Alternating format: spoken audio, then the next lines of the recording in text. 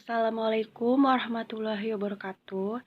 Saya Lahayati dari kelas A5R1A ingin mempresentasikan mengenai laporan keuangan konsolidasi untuk penjualan aset tetap arus ke atas untuk memenuhi tugas UAS mata kuliah akuntansi keuangan lanjutan.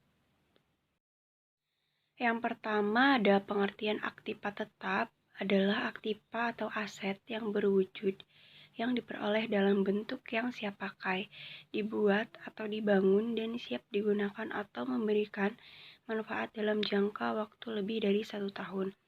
Selain itu, aktiva tetap juga bisa diartikan sebagai aset atau aktiva siap pakai yang tidak dimaksudkan untuk diperjualbelikan oleh perusahaan dan mempunyai masa manfaat lebih dari 1 tahun. Jenis aktiva tetap itu adalah gedung, mesin, kendaraan, dan tanah. Next, ada pengertian konsolidasi dan arus ke atas. Konsolidasi adalah sebuah usaha untuk menyatukan dan memperkuat hubungan antara dua kelompok atau lebih untuk membentuk suatu entitas yang lebih kuat. Dan pengertian arus ke atas adalah penjualan oleh perusahaan anak ke perusahaan induk. Penjualan aktiva tetap kepada perusahaan afiliasi pada harga selain nilai buku menciptakan laba atau rugi yang belum terrealisasi bagi entitas yang dikonsolidasikan. Yang pertama ada keuntungan atau kerugian antar perusahaan muncul dalam laporan laba rugi afiliasi penjual pada tahun penjualan. Yang kedua, keuntungan atau kerugian yang belum direalisasi dari sudut pandang entitas yang dikonsolidasikan tidak bisa dijual kepada entitas luar atau dalam kasus depreciable aktiva tetap secara penuh menggunakan entitas yang dikonsolidasikan.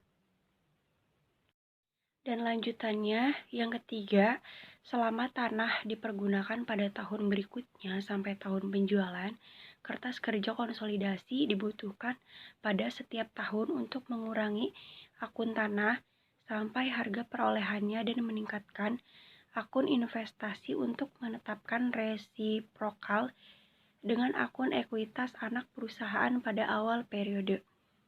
Yang keempat, pada saat tanah dijual kepada entitas luar, induk perusahaan mengakui laba atas penjualan antar perusahaan sebelumnya. Transaksi antar perusahaan aktiva tetap. Dalam transaksi jual beli aktiva tetap antara perusahaan induk dan perusahaan anak, terdapat dua masalah yang timbul. Pertama, masalah laba atau rugi yang harus dieliminasi, dan masalah penyusutan aktiva tetap bagi perusahaan yang membeli. Selanjutnya, ada 3 hal yang mendapat perhatian dalam penjualan aktiva tetap antar afiliasi. Yang pertama, laba atau rugi yang telah diakui oleh perusahaan penjual harus dieliminasi. Yang kedua, aktiva tetap pada perusahaan pembeli dicatat terlalu besar akibat depresiasi aktiva tetap pada pihak pembeli juga akan dicatat terlalu besar. Dan yang ketiga, aktiva tetap dan depresiasinya harus dicatat sebesar nilainya semula sehingga harus dilakukan eliminasi. Contoh laporan keuangan. Perusahaan P memiliki 90% kepemilikan perusahaan S. Diperoleh pada saat nilai buku sama dengan nilai wajar pada awal tahun sekian. Harga perolehan pada tahun sekian senilai $1.500 dan dijual antar perusahaan dengan harga $2.500. Penjualan arus ke atas, penjualan pada perusahaan P sebesar $60.000, pada perusahaan S 90% sebesar $38.000, dan laporan konsolidasinya sebesar $98.000.